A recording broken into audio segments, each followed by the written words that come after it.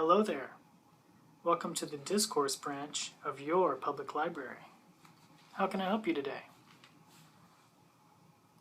Oh, you called about the gardening books? Here in the depths of winter, I too like to read about gardens and think about all the pleasures of the garden that are waiting for us in the springtime. So I went ahead and pulled some books for you, and we can go over those really quickly if you like, and you can decide on whether you'd like to take any of them home. Okay? Well, first of all, I got a hold of our reference volumes, and they can't leave the facility, but I just wanted you to be aware of what's here in case you have any specific concerns or anything that you need to research in depth.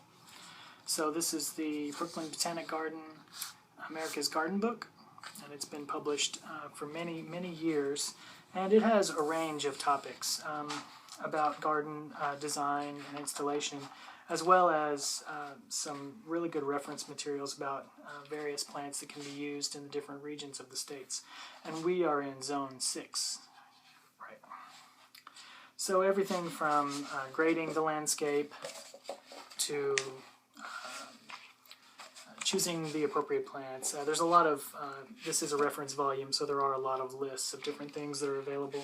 And it pretty much goes over everything. And that's available here year-round. And it's over there in the reference area. Yeah. And we don't have a huge amount of garden reference volumes, but I've personally curated the collection of our garden materials. And you'll find that the couple of things that we have over there are very helpful. And this will really give you a good primer on what's going on and some gardening tips and techniques. But I know for you it would just be a refresher anyway. Also, there are a few more. We have the American Horticultural Society Encyclopedia of Garden Plants. And I've found personally that when I'm really needing a particular style of plant and a particular color, this comes in handy, because this has been published for a long while, but the later editions don't quite have everything set up in the same format. And here we find that by color and shape and general size of the plants, everything is neatly organized, and it's very, very helpful. So we have small shrubs, for example, and then it moves from white to the pinks and the reds. And then you can go through all the different varieties of garden plants. For example, here we have medium-sized perennials in yellow, and so it really gives you a great one-stop volume, really, for inspiration, and design inspiration, I would say, mostly. But it does cover just about everything, and it's very easy to see which zone that these plants work well in and their other needs, because they've got it all outlined with great symbols and a very, very quick, handy reference. So that's a good one to come along, and when you visit us, you can have a look at that while you're visiting. And finally, we have the American Horticultural Society Encyclopedia of Gardening. This one also was published in two different styles. One of them was more focused on pictures and making it an appealing read for like casual browsers. But there was another volume, another edition of the same work published that was far more information intensive. Just walls and walls of text. This is probably my favorite garden book if you had to choose one book on gardening to handle everything from techniques, plant selection, just about everything you could hope for is in here. Things that I would never really think to do in a million years. But you'll always be primed, and this is a very, very, very fine volume. So once again, it can't leave the facility, but it's always going to be here for you to reference. And I've found myself browsing it, well, for years now. Now we're going to get into the things that can be circulated. I just did kind of a rough shelf look at the shelves and grabbed a couple dozen, well, I got about a dozen things here. But there are many, many more volumes over there. And we'll just go through these, and any of them that strike your fancy, just indicate that to me, and we'll put them aside, and you can take them home and check them out. So first of all, I'm not sure if you do mostly vegetable or gardening or floral types of things for display gardens, but we have the Flower Gardener's Bible. This is a fine volume, and it's well loved, you can see, by the people who check it out. And this is going to really help you. Well, the first half of the book is just some general gardening info that you could find probably in other volumes, a little bit more of a clean, streamlined fashion. But the real treasure, the gem of this book, comes a little bit later when there's an encyclopedia of different garden plants. And then everything is neatly laid out. It's very easy to while away the hours checking these out. So you can really get a quick overview and maybe bash out some rough ideas, as well as learning a little bit of in-depth information about each plant variety. And then these are just kind of roughly arranged here alphabetically. Okay, I've also chosen for you, in case you are going to work mostly with perennials, landscaping with perennials. This is Rodale's, one of the Rodale's guides, and they publish a number of different things, but this one I thought it's a good introductory kind of a primer on various types of perennials and things that will work well in the landscape. And once again, I think for my purposes, what I like the most is the fact that it has these nicely arranged plant profiles where you can just kind of check out individual types of plants, learn a little bit about each one, and just sort of broaden your knowledge while having a good time reading and learning about plants. So, not interested in either of those? Yeah, we'll get to the good stuff in a couple of minutes. But just to have a quick overview, those are fine volumes. All right, another Rodale guide. We have successful organic methods of controlling weeds. And it seems pretty intuitive, right? You see a weed, you pull it, as long as you know what the weeds are. But for me, the reason I chose this is because it's got lots of information you can dive into, kind of in the same style as the last Rodale guide. And we have the weeds here allowed to grow to their fullest potential. And it's a little bit of a strange case to have a good look at these plants in their full glory. You can see that some of them are quite beautiful, but for the purposes of the ornamental gardener, often they are, well, they're overlooked is one way to say it, or they're just really not given an opportunity to shine. So I thought it was an interesting way to kind of give these plants their due and really see their fully fleshed out forms. You'd like to take this one along? Yeah, I thought it was a great study in learning about the enemy, so to speak, and once we fully understand and the ins and outs of the enemy's tactic, we are better armed, or at least better informed when we're dealing with them. So I'll put this aside for you to check out. Okay, this is another fine one, and I'm glad this one is in. It was just returned, actually, this morning, right before you called. Gardener's Palette. And this is a very nice volume, and let me just give you a quick look here. We have everything arranged by color, so that's very nice. I do like these volumes that put everything together in a neatly organized way, and once again, this is more of an inspirational tome because you can't plant all these plants in your garden, of course, but when you do have a certain niche or a need, and you can just feel like you can just sense that you need a splash of red because most of your garden are these cool hues and you want something that's really going to pop, maybe to accent a garden feature or something, you'll be able to easily just get in here and get some inspirational ideas. And once again, everything's arranged with icons indicating light and water requirements, as well as the zone where they're most happy or able to live. So this is actually a fine one, and it's small enough to be easily manipulated. You can just sit in your armchair and read it and not really have to worry about like having a heavy volume and just get quick inspiration. Would you like to take this one along? Oh, good. Okay, I'll put this one aside for you too. Well then, let me see. I also chose a book on another garden feature that's not often given its own volume, some ornamental grasses. And aside from just the normal grasses you may see in commercial and residential landscapes, this has got a lot of other interesting ones. And I love the sight, well, the spectacle really, of waving grasses in a garden landscape. And It also kind of has everything in the format of an encyclopedia, the A to Z of grasses.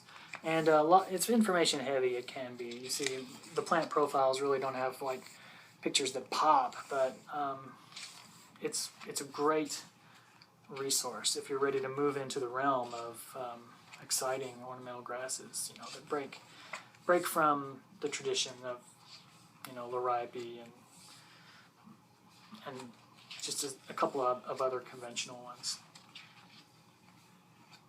But for a beautiful, showy ornamental grass landscape, this will be a fine addition to your research here in the wintertime as we get ready for spring. Nope. Okay. Some people don't really like ornamental grasses too much. It takes the right site, I would say. You've got to have the right site to make sure that everything's going to be working out fine. Well, here's another one that I like quite a lot, and this is called seed heads in the garden. And depending on your inclinations, you may or may not be into this, because when the plant goes to seed and the autumn comes and autumn gives way to winter, often people are very quick to go out into their gardens and drop those stalks, take them away. But this book, I think if you're ready for the idea, you're ready for these themes, they can be a little bit disconcerting at first, then it's really important to start thinking about this, because the winter landscape is something that doesn't necessarily have to be barren. You can allow nature to take its course and create a beautiful spectacle. Look at the light catching these beautiful seed heads. And most people have plants in the garden that will develop into very beautiful seed heads if given the chance. And the birds, of course, the birds love to come along and savor the seeds. Like, for example, echinacea, a very, very common garden plant, now available in many colors, and it fits almost any landscape. And all you have to do is give it a little time. The finches are going to come along. You're going to notice a lot more wildlife in the autumn and the winter garden. And it's beautiful, especially when you look out over a vast expanse of dark hues or a snowy landscape, and you see that popping color, those structural, important, strong structural elements. I think it's great. Have I won you over? Okay. Take this one along and have a good look at it, okay? And I think next fall you'll probably be ready to allow your garden to go wild, as they say. Well, here's the one I was having a look at when you arrived. It's an Audubon Society field guide. We've got all of them, of course, but I just thought this one was particularly interesting to the backyard gardener. It's a guide to North American mushrooms. And it's easy to overlook things like fungus in the garden because, once again, like weeds, often they're just sort of disposed of, or they're really not thought of as a prominent feature of the garden landscape. But there's a lot of interesting information in here that might make this worth a look, right? Because I didn't know, for example, that different mushrooms bloom, I guess, different times of the year. So depending on the month, when you see a certain mushroom, you can reference it in this guide, and you'll be able to maybe better identify it. Now, I wouldn't go out and begin eating any mushrooms you find in your garden, because that can be very dangerous. But for informational purposes only, if you read in here, there are a lot of them that can be found in the North American garden that are choice edibles. And so that's my disclaimer. I wouldn't be doing anything like that. But if you combine this study with training from very adept mycologists, I guess, then you may find yourself down the road finding some choice edibles in the forest around us, or maybe in your own backyard. And once you can identify them, you really stretch past being an average gardener. You've moved a little bit into the twilight zone, haven't you? Okay, let's see here. Now, I've also got another book for you. This one's on propagation. If you plan to do any propagating, do you? Not really so much. Just buy from the nurseries and the retailers. Yeah, I do a lot of growing from seed, so I thought this was particularly interesting, but it can definitely be a little dry if you're not really into those types of things.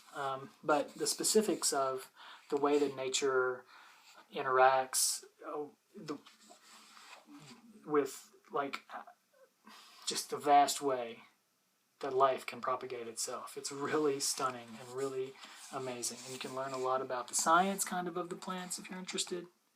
Not really so much. It's okay. Maybe next winter, because we're almost into the spring now, and this is kind of an early winter research project type of a book. When you really want to kind of broaden your knowledge, because this is just raw knowledge, really. We're going to be learning about like grafting plants and doing intense propagation techniques, aside, things that aren't as easy as just dropping a seed into a hole in the ground. So we'll worry about that one maybe next winter. All right, but here's something we need to think about all the time, year-round, and that is native plants. And this is a big movement in the plant community right now. And we noticed one of our reference materials was from the Brooklyn Botanic Garden. It's a beautiful garden. I recommend that you go if you ever get the chance. But they produce a line of slim volumes like this, and there's got to be, there's dozens of them on every type of topic. And they keep the topics purposefully very narrow, and that makes these handy guides a great read. You can sit in a couple of hours and really learn a lot about the particular topics that they're teaching you about. And it's, of course, very well researched and very well presented. And they've been making these for a long time. And I've read a lot of these small Brooklyn Botanical Guide handbooks. And this one in particular, I think, is really important because native plants, they require they're less fussy. Since they're adapted to the landscape, you don't have to worry too much about making sure that their water requirements are very strictly met. You're going to be certain that the local wildlife are going to respond well to them. And there are so many benefits to choosing native plants and adapting, incorporating those into our gardens. They're already adapted to the region, so this will be very helpful. I highly recommend this. Taking it along? Okay, good. I think that's an important book to read. All right. Well, now we do have a reference guide. This one's a little bit different than what we've just covered recently, but it's just kind of strictly a reference material. Okay. It is able to be circulated since it's so small and handy like this, but it covers a lot of the things that are covered in our bigger, heavier reference volumes, but it's able to be enjoyed like on the armchair. So you can very easily learn about various techniques, everything from pruning and setting up various garden structures, planting. This is kind of an all-in-one topical guide that covers plants, planting techniques, everything really. It's handy to have along, and this small format, really helpful. Not interested? Yeah, if you're gonna have very particular questions about some type of like gardening skill you need to quickly develop, it's a good reference guide. But just for casual reading, it's good to have in like a home collection, but really not invigorating sorts of reading. All right, a couple more books. We've got, this I think is one of the best new books in our collection, and we have only had this book in circulation for about 6 months now, and it's called The Songs of Insects. This is a great book because nature and our backyard gardens are more than just visual spectacles. There's so much life and so much that we can enjoy with all of our senses when we visit the garden. And this book offers up very detailed pictures of some of the insects that make their way into our gardens. And on top of that, they show you sound graphs of the way that their chirping and their song sounds. It also includes a CD letting you hear these wonderful creatures in their full glory. And it speaks for itself. Vibrant, beautiful colors, learning about a creature and who inhabits a microcosm. And I think the sound of these creatures is wonderful.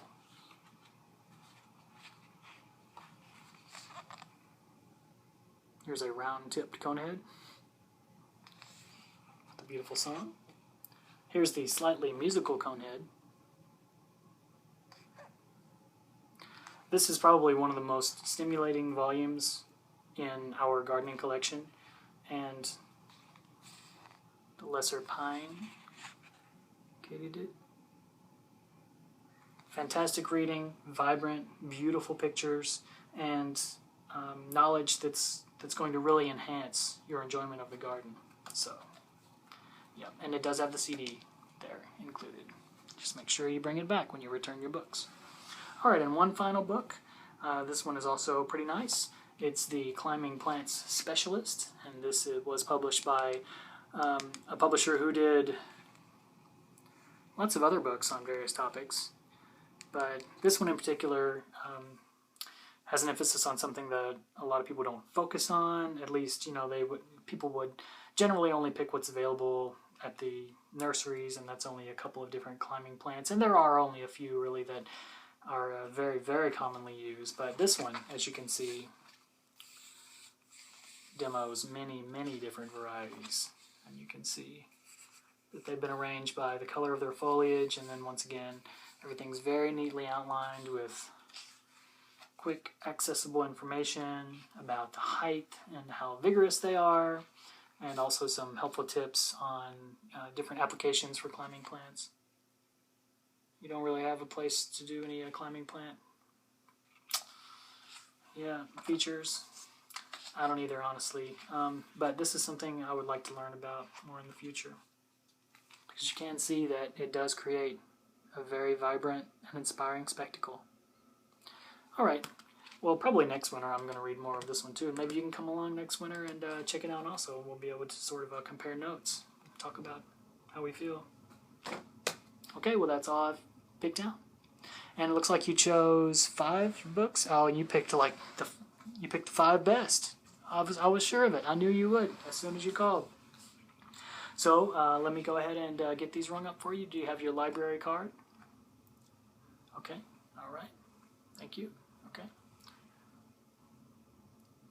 All right, and there's that back. Okay, good. Now we've got, first of all, the Song of Insects. Very stimulating volume. I think you've chosen very, very well. All right. Going Native by the Brooklyn Botanic Garden. Another fine choice. Let me scan that in. Seed Heads in the Garden. Oh, inspiration abounds in this book. And here in the depths of winter, it's so easy to look out and use your imagination and really find that this author is on the fast track to some very, very hidden knowledge about some bleeding edge stuff there. Okay, and the Gardener's Palette, another fine choice. This is going to be a good nightstand kind of a read, so I'll put that here in the pile. And one more, let's see here, Rodale's Controlling Weeds book. This one I had a lot of fun browsing through, so I think you will too. Find that newfound appreciation. Okay, that's 5 books for you. All right. And you've still got room on your card if you want to continue browsing the facility. No, this is all you need today? Okay. Well, they'll be due in 2 weeks, but like always, you're able to get online and renew them twice, or you can call in and do that, or I know that you do visit a lot, so next time I see you, we'll go ahead and have a discussion about some of these gardening volumes, and I look forward to seeing you on your return visit, and have a good day. Thank you.